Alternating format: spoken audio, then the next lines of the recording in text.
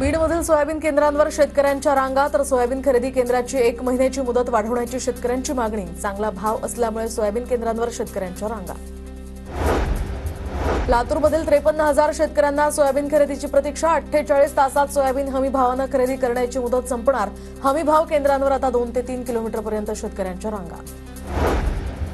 जळगावच्या चाळीसगाव कृषी उत्पन्न बाजार समितीमध्ये तुरीची आवक वाढली, मात्र हमी भावापेक्षा 1,000 रुपयांनी दर कमी। शेतकऱ्यांकडून नाराजी व्यक्त।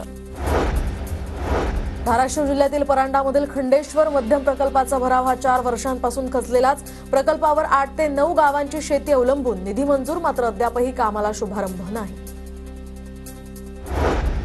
जळगावच्या चाळीसगाव तालुक्यात फेब्रुवारीच्या सुरुवातीलाच उन्हाचे चटके। शहरातील तापमान हे 32 अंशांवर। नागरिकांना उन्हाच्या झळा जाणवायला सुरुवात।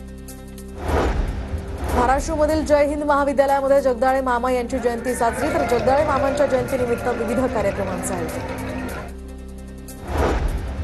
सिंधुदुर्गातील दोडामार्ग तालुक्यातल्या मोर्लेमध्ये पिल्लांसह हत्तींचा वावर। बागायतींचं यामुळे मोठं नुकसान। हत्तींचा बंदोबस्त करण्याची नितेश राणेंकडे मागणी।